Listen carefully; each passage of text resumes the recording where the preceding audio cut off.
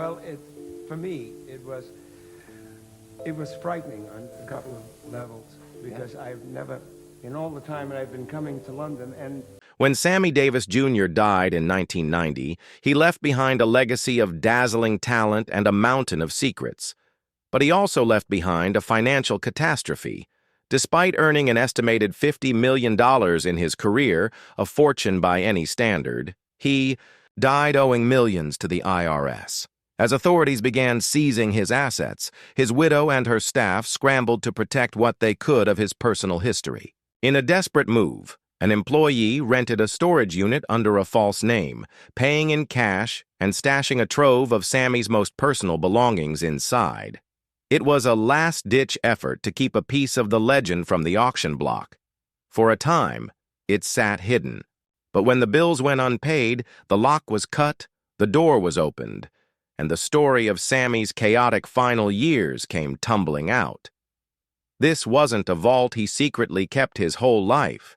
It was a time capsule of a legacy in turmoil, revealing the heartbreaking reality of what happens when the spotlight finally fades. They weren't sure what they'd find inside. What emerged was a life in boxes, a trumpet, a vintage record player, photos, and awards. But this wasn't just a pile of memorabilia. It was a collection of items that told a story that someone fought to hide from the tax man. It represented a life lived under the brightest of lights, but also one that ended in the shadow of overwhelming debt. The real bombshell wasn't a single object, but the reason the locker existed at all. It was proof of the chaos that surrounded his death and a symbol of the man behind the legend, a man whose true story was far more complex and painful than anyone imagined. The secrets of his life weren't necessarily hidden in the vault, but the vault's discovery helped expose the raw, unfiltered truth of his struggle. To understand why Sammy's life ended in such disarray, you have to go back to the very beginning. Born in Harlem on December 8, 1925, Sammy Davis Jr. was practically born on stage. His parents were vaudeville dancers, and by age 3, he was already performing with his father and uncle, Will Maston.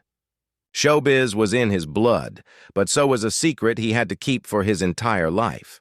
From his earliest days, Sammy was taught a carefully constructed story. He told the world his mother, Elvira Sanchez, was Puerto Rican. It was a tale he stuck to. For decades, a fiction designed to protect him in a deeply prejudiced America. The truth, as biographers would later confirm, was that Elvira was born in New York City to Afro-Cuban parents. In an era of intense anti-Cuban sentiment, revealing his true heritage could have been a career killer. And so, right from the start, Sammy's life was shaped by racism, forcing him to hide a part of himself just to get a shot at success.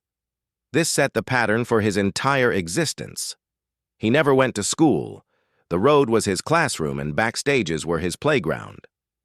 He learned to read from comic books. He taught himself to play instruments, to sing, to dance, to do it all. His hunger for knowledge was matched only by his desperate hunger for approval. On stage, he was a prodigy, a tiny whirlwind of talent. But off stage, he was often treated as a second-class citizen.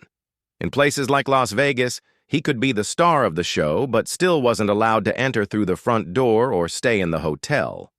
His talent was the only thing that made him valuable in a society that wanted to see him as less.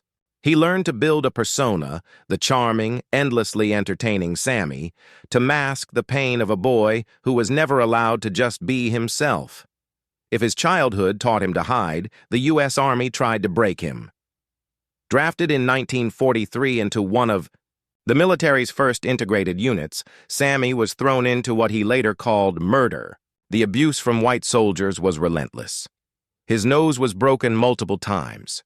In one horrific incident, they held him down, painted him white, and forced him to drink beer mixed with urine. He tried fighting back, but as he quickly learned, even if you win, you don't win. It was a brutal, soul-crushing experience, but it was also in the Army that he discovered his ultimate weapon, his talent. A sergeant got him transferred to a special services unit to entertain the troops. Suddenly, he was performing for the same men who had tormented him. And as he danced and sang, their hate seemed to melt away. "My talent was the weapon," he later said, "the way for me to fight." He realized that if he could entertain people, he could make them forget their prejudice, if only for a little while. That became his life's mission, to get an applause so loud it would drown out the hate.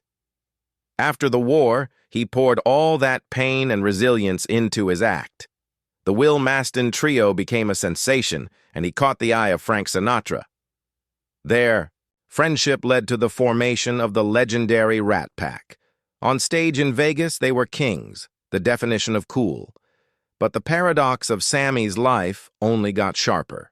He was an equal to Frank and Dean on stage, but the second he stepped off, he was once again a black man in a segregated world. Frank fought for him, refusing to play at venues that wouldn't let Sammy stay in the hotel or gamble in the casino. But it was a constant battle. His personal life was just as turbulent.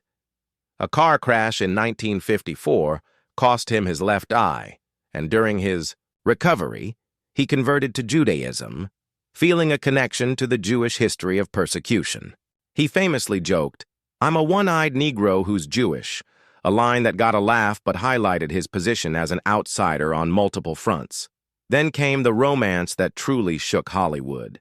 In 1957, he fell in love with Kim Novak, one of the biggest movie stars in the world. An interracial relationship between a black man and a white superstar was considered dynamite, and the head of her studio, Harry Cohn, was furious. What happened next is the stuff of Hollywood legend, a terrifying story of threats and survival. That would become one of the most defining struggles of his life. Sammy's life was one of incredible highs and devastating lows, and his death in 1990 brought the latter into sharp focus. That hidden storage locker wasn't some long-held secret of Sammy's. It was a desperate posthumous act. After he died, his widow, Sammy Davis, was facing his massive IRS debt. To save some of his most cherished belongings from being auctioned off, an employee rented the unit under a fake ID to hide them. When the rent stopped, the contents were discovered and seized by the IRS, not as contraband, but as assets to pay off the debt. The items inside were a poignant collection of his career, a trumpet, hats, walking sticks, photographs, and personal letters. There was no single document that rewrote history, but the collection itself told a powerful story. It was the story of the Kim Novak affair in 1957. The head of Columbia Pictures, Harry Cohn, was so terrified of the scandal that he reportedly called in the mob to handle it. The message delivered to Sammy was brutal. End the relationship with Novak, or they would break both his legs and take out his remaining eye. Cornered and fearing for his life, Sammy was given an ultimatum: marry a black woman within 48 hours.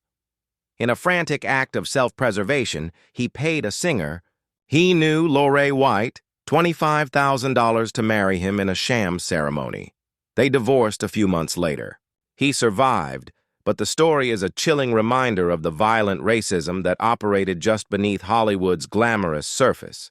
The existence of the locker also shone a harsh light on his financial ruin. The world saw a man dripping in diamonds, but he was pathologically generous, giving money away to family, friends, and even strangers. He took care of everyone. That generosity, combined with a lavish lifestyle, led to a catastrophic battle with the IRS. At the time of his death, he owed over $5 million in back taxes, a sum that later grew to over $7 million. The man who earned a fortune died with almost nothing to his name, and his widow was left to pick up the pieces. The secret storage unit was a heartbreaking symbol of that final reality, a desperate attempt to hold on to a small piece of a life that had been given away. The discovery of that storage locker didn't unearth new scandals, but it did change how we see Sammy Davis Jr. It peeled back the final layer of the consummate entertainer and revealed the wounded, resilient man who had been fighting his whole life. For decades, we saw the million-dollar smile of the Candy Man, but the locker and the chaos surrounding his death forced us to see the cost of that smile. Learning the truth about his mother's Afro-Cuban heritage, a fact uncovered by biographers, reframes his entire identity. His public life was built on a necessary lie, a compromise made to survive in a racist world. The horrifying story of the mob threat over his love for Kim Novak shows the brutal reality he faced.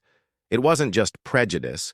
It was the violent enforcement of a racial hierarchy that saw a black man's life as disposable, no matter how famous he was, and the financial ruin completes the picture. His legendary generosity wasn't just a quirk, it was an extension of his desperate need for acceptance. He showered people with gifts as if to prove his worth. To buy the love that he felt was always just conditional. The fact that he died so deeply in debt is the final, tragic irony of a man who gave everything he had to the world, until there was nothing left for himself. The vault, then, becomes his unintentional final act. It's the one where the mask finally comes off. It allows us to see past the Rat Pack swagger and recognize the survivor. This was a man who endured horrific abuse in the Army and turned that pain into joy. He marched with Dr. Martin Luther King Jr. and used his fame to push for civil rights.